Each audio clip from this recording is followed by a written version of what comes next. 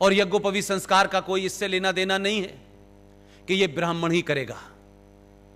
हमने कहा कि डिस्टॉर्शन इतना हो गया है, इतनी गाड़ी पटरी से उतर गई है कि आपने गलत चीजों को गलत तरीके से अपने अंदर जम कर लिया है।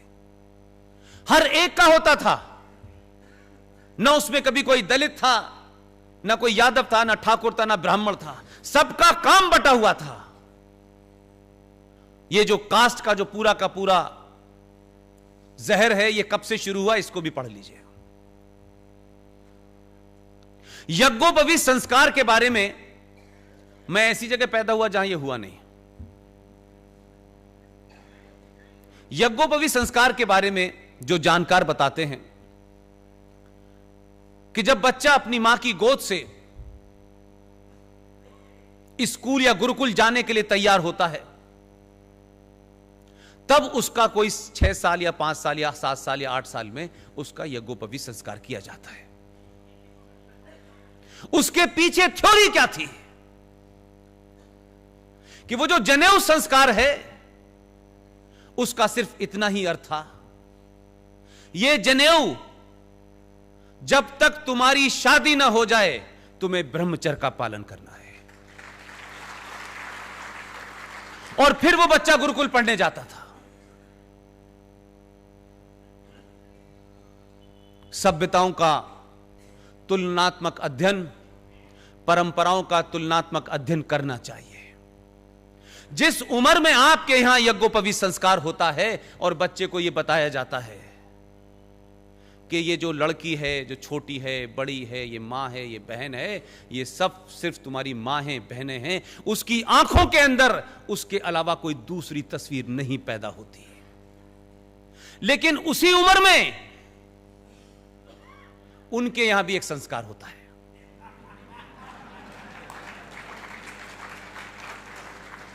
जो लोग सभ्यताओं की बात करते हैं, मैं सभ्यताओं में खुले में बात कर रहा हूं। उस संस्कार में क्या होता है, यह सब आपको पता है। फिर आप उससे उम्मीद करते हैं वो उस तकलीफ को पूरी उम्र याद रखता है और बदला लेने के लिए वो कुछ भी करता है। दो सभ्यताओं का फर्क है। कम से कम कुछ लोग जो उस वक्त ईमानदार थे, लेकिन हमारे यहां की बौनी राजनीति ने सत्ता का अपना एजेंडा था, उनसे आज आप नफरत कर सकते हैं। लेकिन पढ़ा लिखा समाज किसी भी चीज को तथ्यों के आधार पर बात करता है। 1946 में चुनाव हुआ भारत में। एक पार्टी थी ऑल इंडिया मुस्लिम लीग, आप सब जानते होंगे। उस चुनाव में मुद्दा यह था कि भारत का विभाजन होकर के पाकिस्तान बनना चाहिए कि नहीं बनना चाहिए। 475 सीटों में ऑल इंडिया मुस्लिम लीग को 425 सीटें मिली। मोरलेस भारत के 99% मुसलमानों ने भारत के विभाजन के हक में वोट दिया। मुल्क बढ़ गया, लेकिन यहां से 2% लोग नहीं गए। यहां तक भी ठीक है। यह मैं इस रेफरेंस में लेके आना कहना चाहता हूं, जाके आप आज की स्थिति को बेहतर समझ पाएंगे। ऑल इंडिया मुस्लिम लीग के ऊपर 1947 के बाद बैन लगा। आप सबको आरएसएस के बैन लगने का तो पता है, इसके बारे में तो बहुत बताया जाता है। इसके बारे में नहीं बताया कि ऑल इंडिया मुस्लिम लीग पे भी बैन लगा था। लेकिन आप देखें कि जो उनका संविधान था ऑल इंडिया मुस्लिम लीग का, वो एज इट इज रहा। आजकल तो नाम बदलने का फैशन है।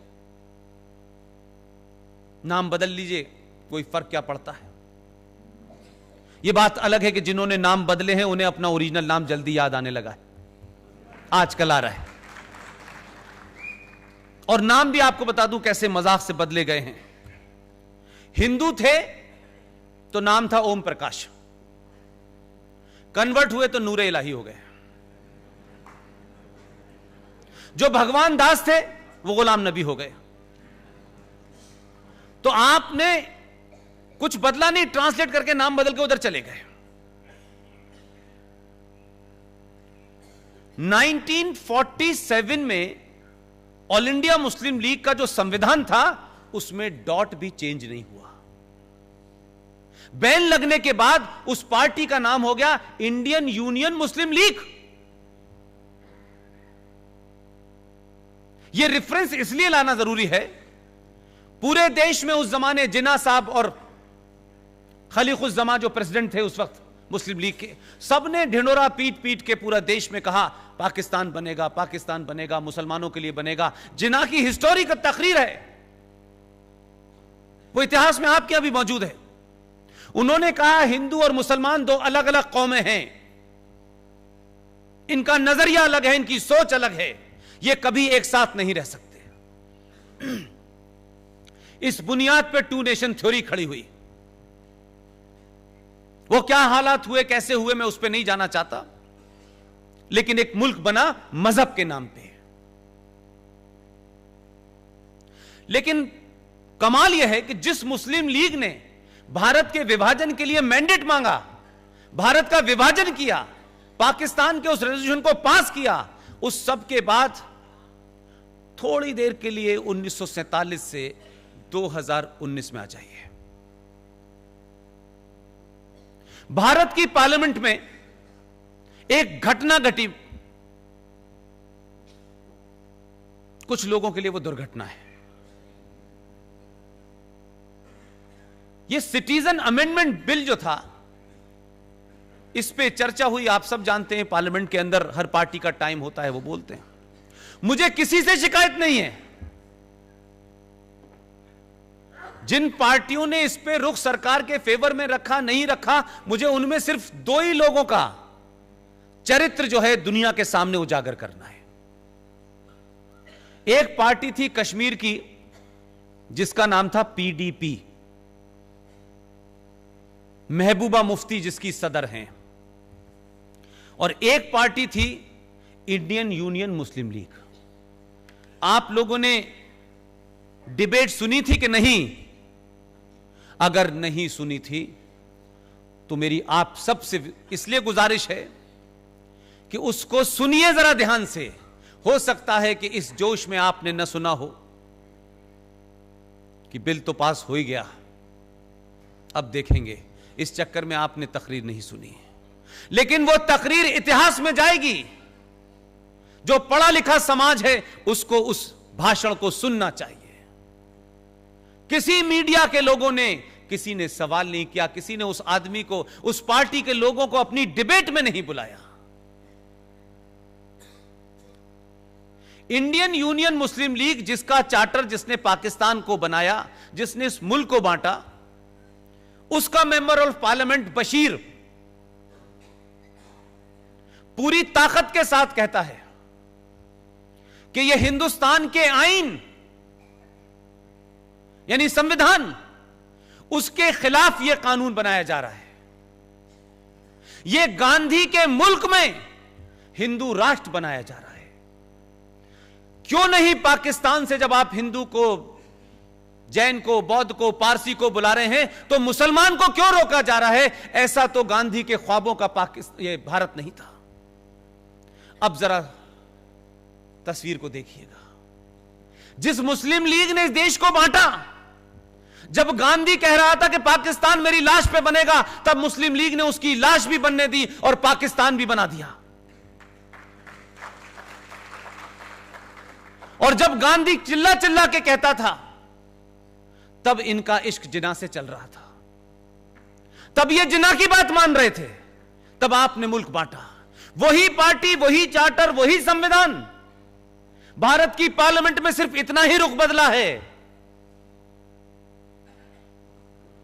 सत्ता के शीर्ष पे कोई और बैठा है।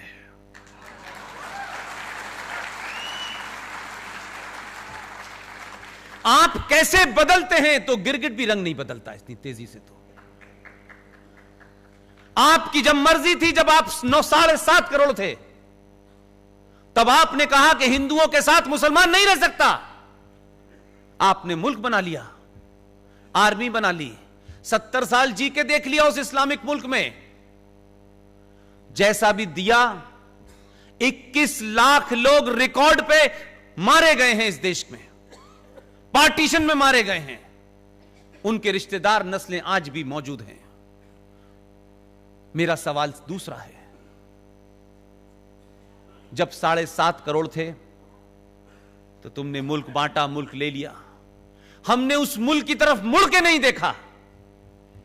आपने कैसा इस्लाम नाफिज किया है, कैसा नहीं किया है, क्या होता है नहीं होता है, हमने कभी नहीं देखा।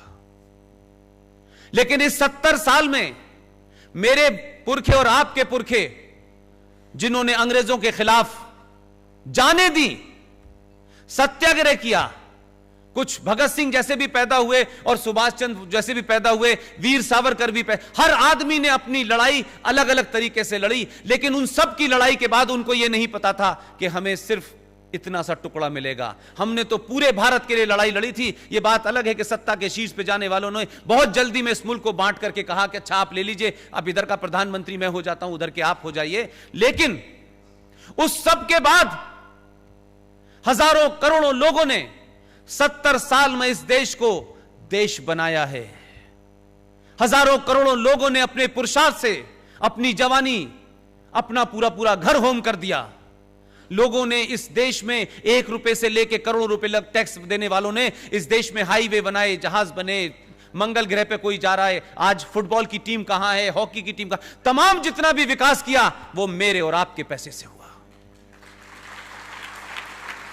अब जब यह मुल्क पूरी दुनिया में अपनी इज्जत को दोबारा से पा रहा है, जब अपने खोए हुए पुरुषार्थ को जीने की तरफ बढ़ रहा है, जब दुनिया इसका लोहा मान रही है, वही मुस्लिम लीग का मुनाफिक मक्कार मेंबर ऑफ पार्लियामेंट कहता है कि पाकिस्तान से आने वाले मुसलमान को यहां क्यों नहीं रखा जाता। मैं पूछना चाहता हूं, दोबारा से पाकिस्तान बनाना है क्या?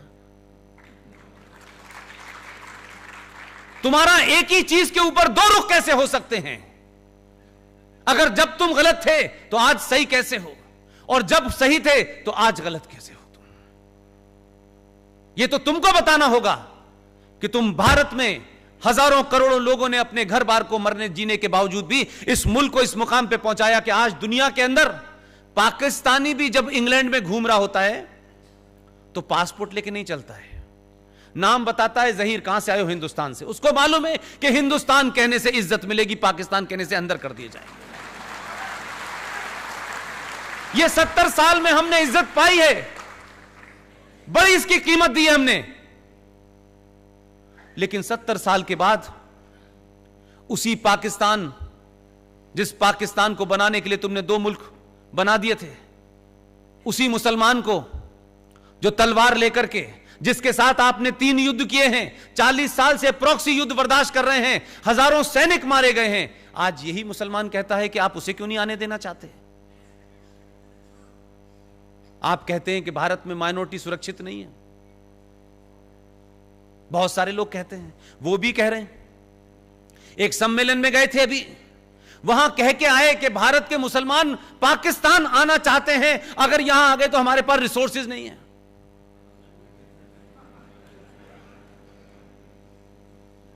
मैं तो जैसे भी हैं यहां के मुसलमान, कितने भी मुनाफिक और मक्कार हैं, लेकिन फिर भी मैं ये कहता हूं, इमरान खान